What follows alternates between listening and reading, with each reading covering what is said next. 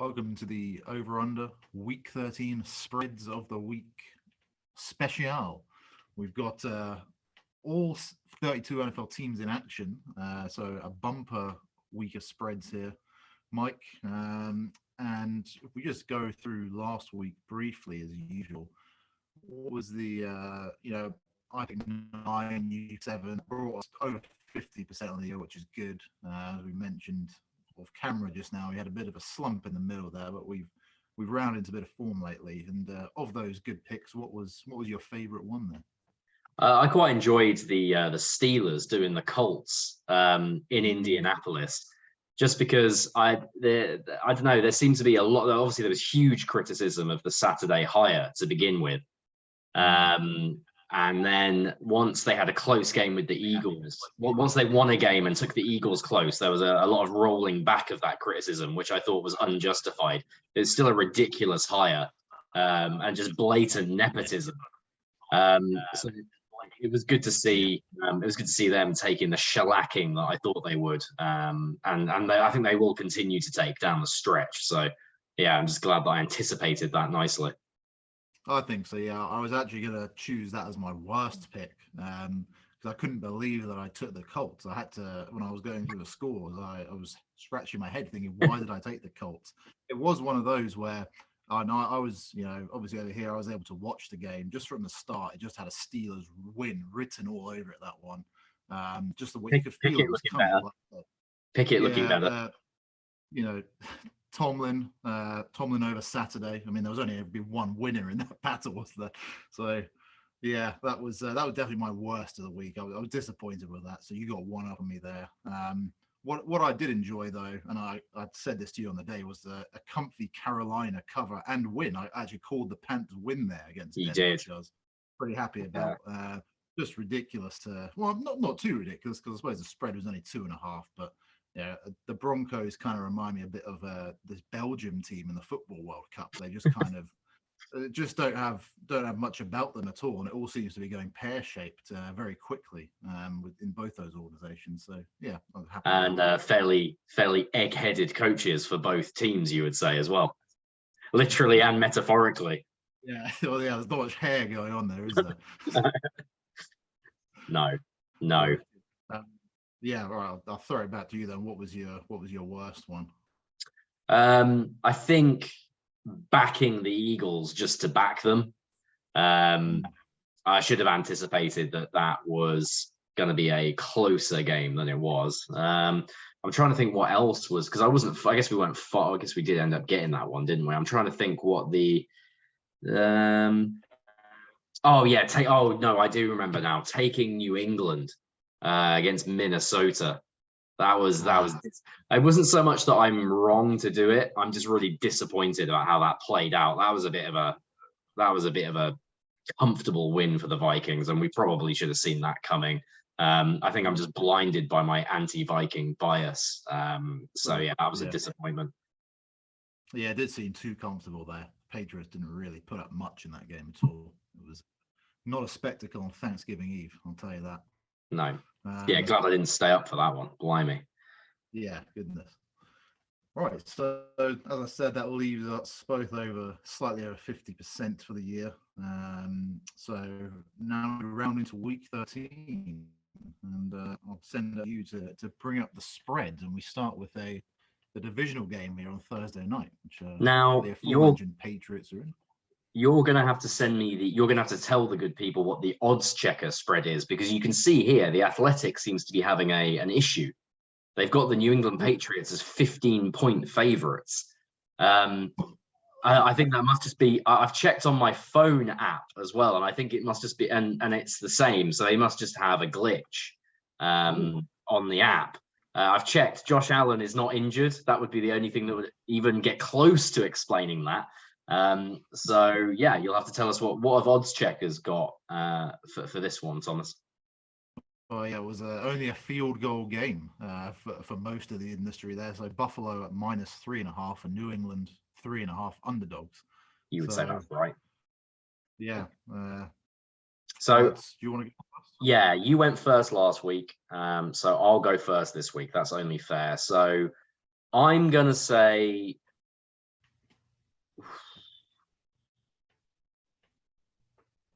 just flipping heck, actually, I don't know. Give me the Bills. Go on, give me the Bills. I think on the road is going to be tough.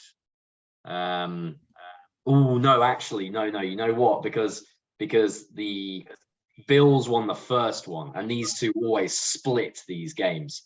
So give me the Patriots. I had a last-minute change of heart. Give me the Patriots to actually come out with a surprise win here tonight. In Foxborough, the people will be up for it. Probably will be bad weather to some degree. Turn it into a slugfest and take the win. Go on, give me that. Okay, that's interesting. Yeah, the Bills have been struggling to cover lately.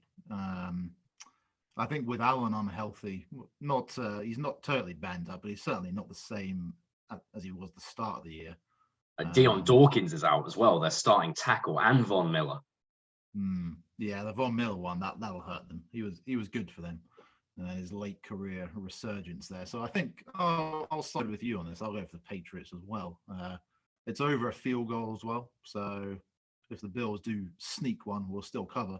I like that. Yeah, a home game. Go on, Patriots for both of them. One last time, just for clarity, we are not saying the New England Patriots are going to cover 15.5. We are saying, what was it, Tom? 2.5 or 3? 3.5. 3.5. Okay. All right. Yeah. Okay. Lovely. Just to be perfectly clear on this. Crystal clear, yes. Crystal. Now, this one I've already seen, this next one, and I'm a little bit disbelieving of this spread. Obviously impacted by you-know-who, Voldemort himself, Tom Matthews. Away you go. Yeah, well, that is the consensus over here. I was in the grocery store in Cleveland yesterday and heard him being referred to as Superman by one of the patrons there at the grocery. Ooh. So it seems everyone's got Deshaun Watson fever here. And lowly Texans have been placed here as 7-point underdogs at home. You have to take the Texans on this. I can't remember the last time, not that I looked at it, but just at the top of my head, that we saw the Browns cover this many points as favorites. It will be his first game back. You don't know how he's going to play. This is reflected as well that Houston's have a terrible record, of course, but it's too many points to give them at home. And you got to feel like in these games where they've been blown out, they played some good offenses, not the same caliber of opposition here. So it's a Texans cover at home. Yeah, I think so. I think the Texans will come in motivated. I don't think they'll be suffering from Deshaun Watson fever, which I assume is some kind of venereal disease, given his predilections. I'm going to say the Texans cover 2. I'm definitely going with the heart a little bit on this one as well. I just would love Lovey to pull this off in Houston and somehow get an upset win and Watson throw a couple of picks and look as rusty as, to be honest, I anticipating him look. He hasn't played for 2 years. Look, he's practiced. Is that the same thing? I guess we'll find out. But I got to see it on the field before I believe it, is always my philosophy on these things. So, yeah, give me the Texans too. Yeah, I agree. Okay.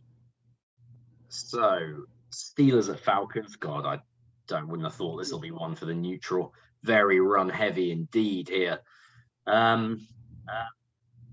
Let me think a second. So at one point you're picking a winner. It's a home game for the Falcons. They've been much better in the dome this year than they have on the road.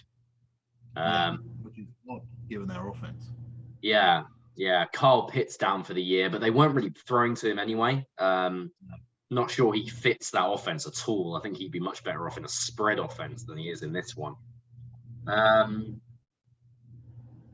I might just ride the Steelers here a little bit. I know I'm going against what I just said, the Falcons being good at home, but I think Mike Tomlin is probably the best coach in the NFL.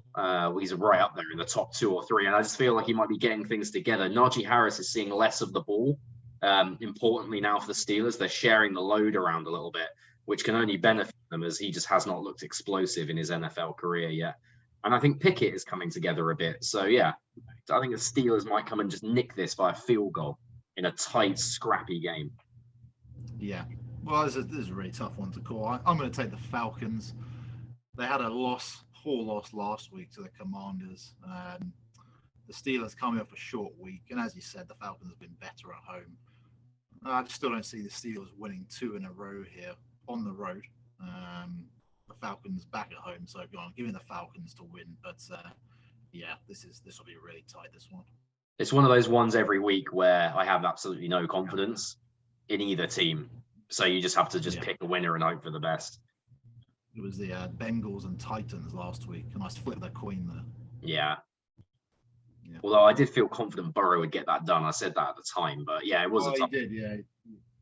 You took it, so fair play. Speaking of the Titans, here we go. The Philadelphia Eagles at home. Could be impactful here. I just don't think the Titans will lose 2 games in a row. To be honest, they're not that. I think they're a good football team.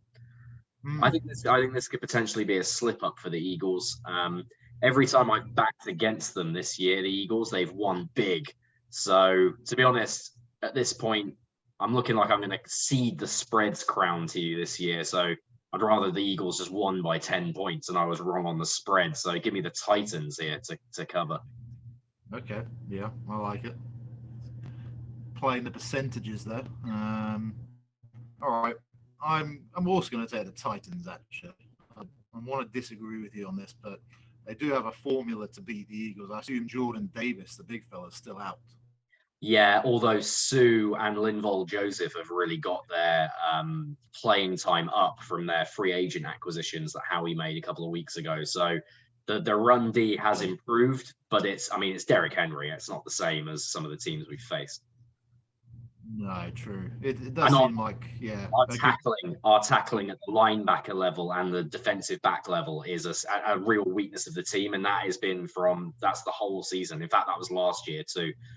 We missed the highest missed tackle rates in the NFL on our team, so that does not bode well. No, it doesn't. No, and good to see the young man Treylon Burks getting a bit involved. I've always been a big fan of him, and he'll be one of those threats as well to get some yak in this game. So I think it seems to be coming together for the Titans. I'm still not sure they'll win, but it's a 4.5 point spread. So yeah, I'll side with you on the cover.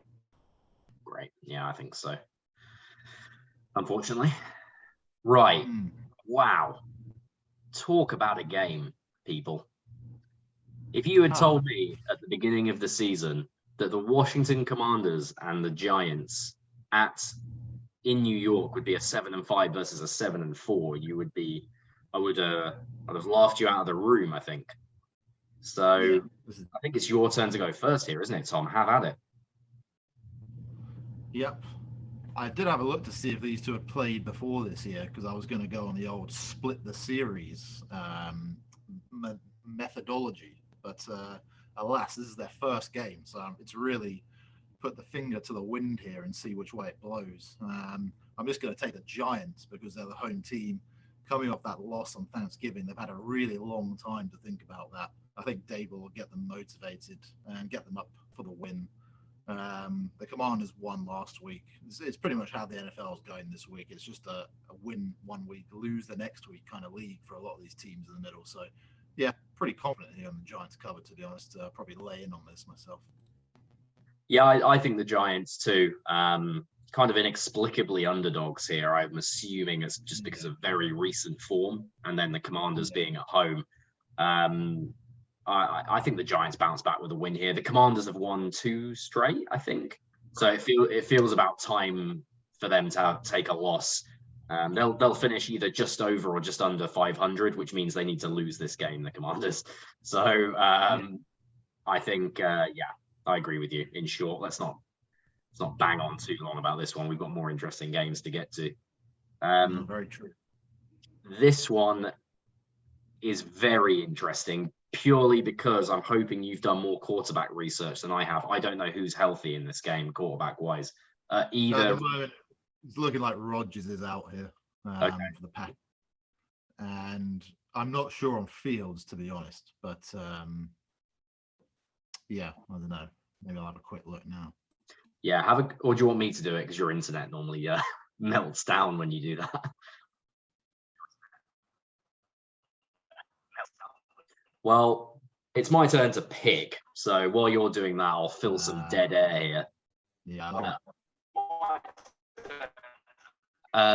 I think that Jordan Love looked a lot better than expected last week. So I think that sorry, mate, you're gonna have to stop that. I'm getting loads of feedback here. You might have to close the browser there. Yeah, all good. All right, nice one. I think Jordan Love looks better than expected. Even if Fields is healthy, well, I was going to say give me the Packers anyway, but it's in Chicago. Oh, it really makes a difference. I'd like to know on this one, Tom. I think we need to wait till Sunday to make a call on this one. Yeah, I think so. There's no definitive news here. It says Fields has a torn ligaments in his shoulder, but it said the Packers are preparing to play him. So it seems like they'll run him out there. Okay. Yeah, I reckon we pick this on the day because this spread might go out or come in actually if Fields isn't playing. So yeah, I think we'll pick it on the day. Yeah, agreed. Okay. We'll head to Twitter to let everyone know on the day. Perfect. So do you want me to go first on the next one then? Jets and Vikings, or do you want to go first? No, you take the next one. How about it? Yes. Right. Ooh. It's a tough one, this. It's a tough one. Legitimately, the Jets this year have one of the best, if not the best, defense in the NFL. From where they came from, that's remarkable that I'm saying that because they started the year terribly on defense. And Mike White looked good last week. Looked like a big upgrade over Zach Wilson. Yeah.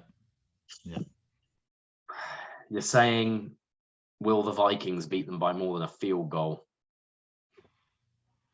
They've already taken a bad loss at home this year, the Vikings, to the Cowboys. Yeah. Do they have another one in the system? Yeah, go on then. Give me the Jets. Why not? Much less bullish this week than I normally am, saying because I think the Vikings unbelievably might actually be a good team, which I just didn't anticipate. But I think the Jets defense can cause some issues here, and I think Mike White has shown enough to say he'll manage the game better than Zach Wilson was doing. So let's go with that. Give me the Jets. Oof, yeah, no, this is a tough one. I think I'm just gonna take the Vikings here just to be otherwise, and potentially try and get a point in the log here against you.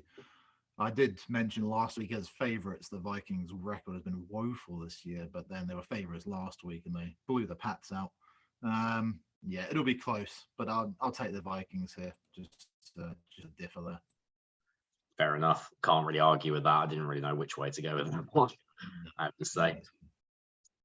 Oh, okay. So now this one is interesting because this is incredulous. The bookies just don't seem to learn about the Ravens. And again, we have them here as they're over one score favorites. This is just absurd. This is a Broncos mortgage bet all day here. You can get yourself a new mortgage in the Denver Broncos because this is going to be a cover all day here. Just to bring that point up, when the Ravens, I've had a look at all the spreads we've done. Now we did miss a few weeks in the middle there, but when the Ravens are favored here, they're 0-5 in the games I looked at. So this is not looking good here for the spread, really. I mean, the Ravens still might win, but yeah, they seem to always be 4, 5, 6 point favorites here. When they're over a field goal favorites, they haven't won. So go on, Broncos then. Just on a nice analytical pick here, as Scott Hanson will be happy with me. Yeah, I'm the same until I see it. I think the bookies they must have taken a bath on all of these and they still don't learn. I'm going to say the Broncos cover 2. You'll see importantly here, Wilson has not thrown a lot of touchdowns, but he hasn't thrown that many interceptions.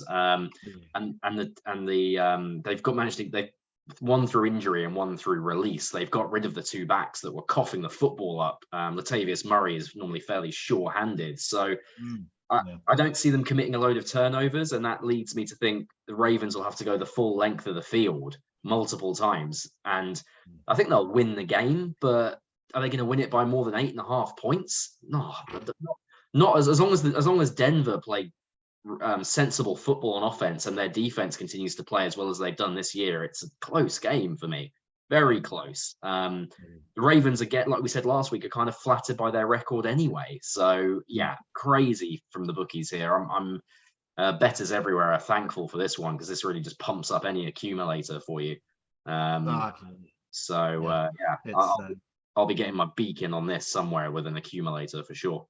Get my beak wet. Well, it's just amusing to have a look at the teams that have profited from this. You had Carolina a few weeks ago, Jacksonville doing them last week, and now it'll be the Broncos' turn for everyone to get some money from the Ravens. Just a head scratcher. Yeah, absolute head scratcher, but we'll take it where we can get it.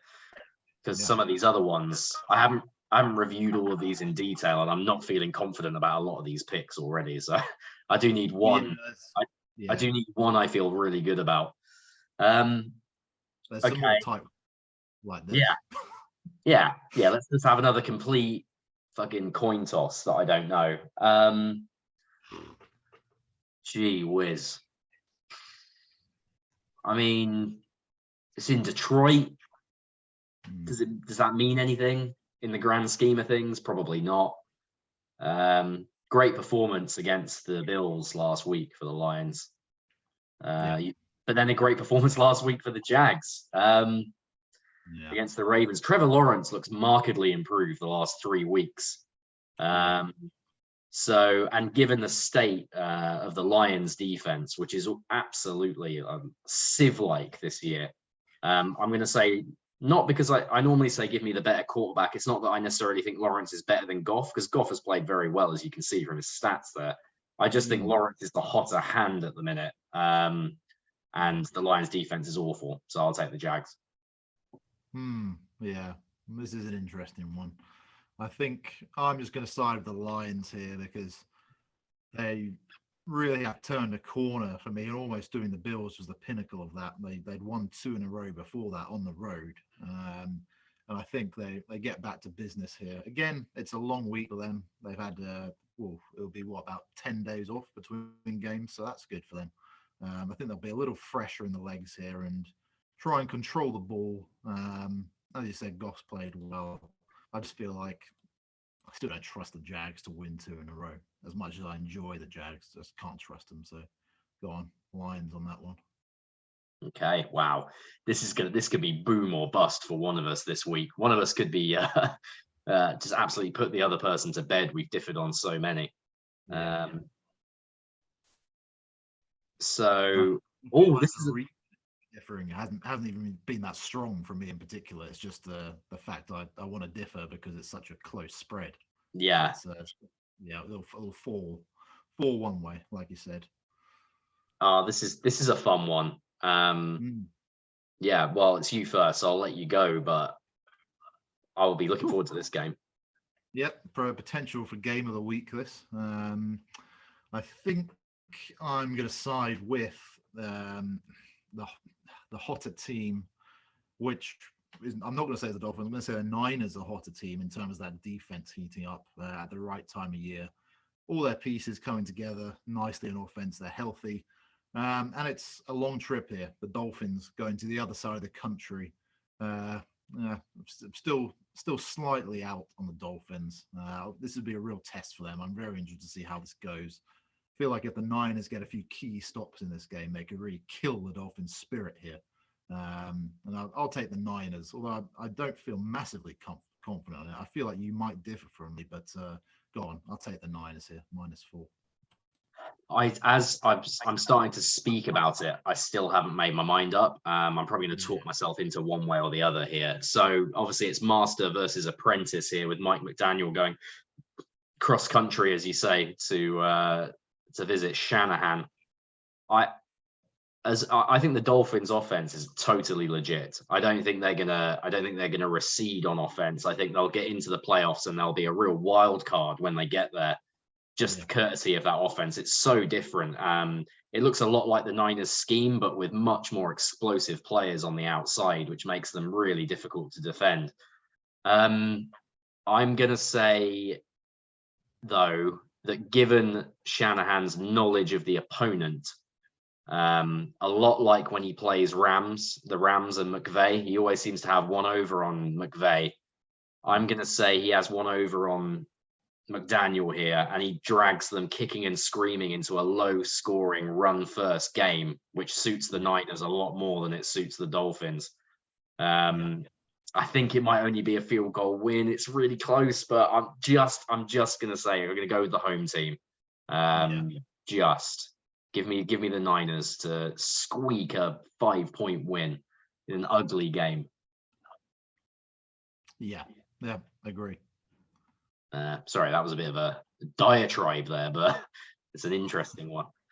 Oh, it was, yeah. This is a fun one. This is another good game.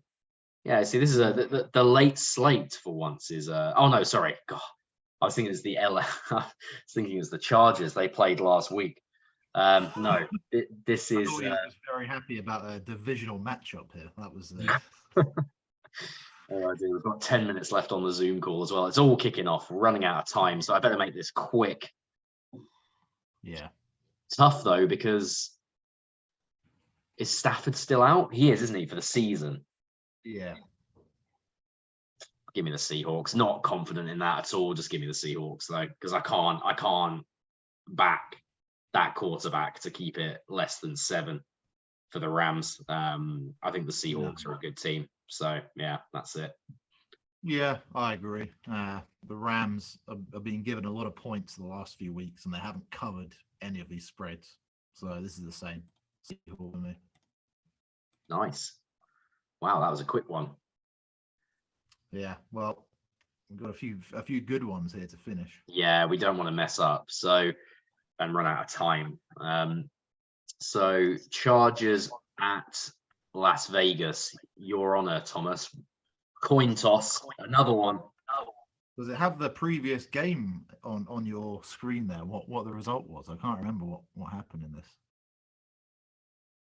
The last time they played.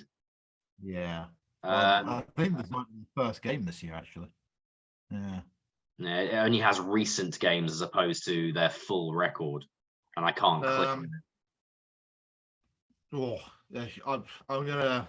You know how much I despise the Chargers, but I'm gonna take the Chargers this week because they lost an ugly one. Oh no, sorry, they won last week. They beat the right, give me the Raiders then. I think the Chargers are a 500 football team, so this will knock them down nicely here. The Raiders finding a bit of form and winning some close games, which is what this will be given the spread.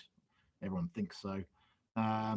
Yeah, I mean, Josh Jacobs will probably be the key here. Had almost 300 scrimmage yards last week, and looks to be another big game for him here against a banged up Chargers team as usual. So go on, the Raiders to control possession and win this one. Good knowledge from you there. So yeah, the Chargers did take this one in the first game of the season, 24-19. So I think the Raiders might be on for a bit of a comeback here as well late in the season, and McDaniels might cling on to his job. So yeah, give me the Raiders too, and they split the series. Yeah, it's the kind in the AFC West that has a divisional split written all over it. So, yeah, it's one of those divisions. It's like the NFC East, the NFC South, where the AFC South, where nobody can rack up 2 divisional wins against an opponent. It's just always like that. Okay, wow. Interesting. I'm going to take the Chiefs here. I know it's in Cincinnati. I think the Chiefs are being disrespected here. I know there's some injuries maybe for KC. That's the only thing I can think. Juju Smith-Schuster's out, but apart from that, what a loss. Yeah, how many catches has he had this year? Like 15. Pacheco's healthy, Kelsey's healthy. I Mahomes, most importantly, is healthy and the offensive line's healthy. So to me, that means at least a field goal win for the Chiefs. It's a tough game. I love Josh. I love Burrow. Everyone loves Burrow. But no, I feel it's a bit disrespectful line for me. So yeah, give me the Chiefs. Yeah, I think so. I think probably a field goal win sounds about right. Yeah, I think the pass rush for the Chiefs has been improved, which is good. Chris Jones up the middle, then Karlaftis and the rotation of Dunlap on the outside seems to be working quite well. Trent McDuffie, quite key as well. He's played well since he's got healthy, the rookie, at cornerback. So I think the Chiefs defense actually is able to get some good stops here against the Bengals. And plus, it's just a revenge game. I mean, they really saw about what happened in that AFC Championship game last year. There was just no way the Chiefs are going to lose this one. They're really pumped up for it. So this is a Chiefs cover. Yeah. No, that line surprises me. I'd have made the Chiefs a 4-point favorite if I was a bookmaker on this, just to give myself some breathing room and maybe bring in some Bengals bettors into the equation there. Yeah, that's true. It is. Yeah, it is definitely piling on the Chiefs. It's very conservative, isn't it? They seem a little cautious there. So anyway, I'm gonna go to the next game, which if I can find it, which is here. I had a bit of a tendency to miss them earlier in the season, and then we had to go back to them. So an absolute. There was only one spread to take on this. Oh yeah, I think you know what I'm going to say here, but this is a Dallas cover here. No matter what they would have put the line at, I would have put my money on a Dallas cover here. So 10.5 isn't enough for a woeful Colts side that trudges into the dome there. And Dallas are showing they have a penchant this year for blowing teams out. So here's another one, another win to add. Should set up a good finish to the NFC East this year. Yeah, Cowboys are red hot right now. And it just feels like they're going to exert some real pressure on the Eagles down the stretch. And of course, they are a very good team as well. Their weakness is running versus the run on defense, which could give Jonathan Taylor some encouragement, but not to the tune of anything less than a 14-point loss, I don't think. I think they get they get rattled around here a little bit. Matt Ryan in particular gets rattled around. So yeah, I'm going to go with you on that. A big kahuna spread, but we're going to take the big fish to cover in the Cowboys. So yeah, there we go. The finale of the week. Obviously, prime time games this year.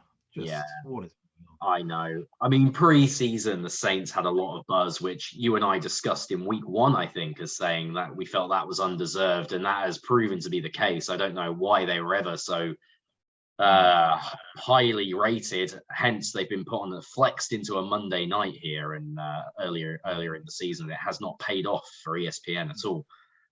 This is going to be a really drab affair.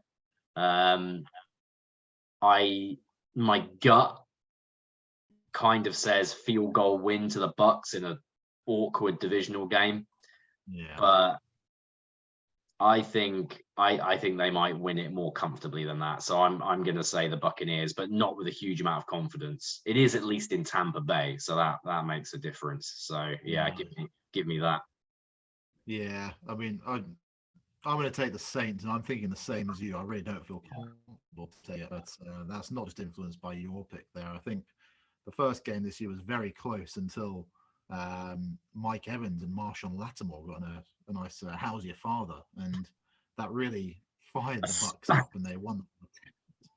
But yeah, I think I don't know. Just going on the divisional split methodology, which hasn't served me too well this year. I think that the Saints might have something to say here and come in with a little upset, maybe.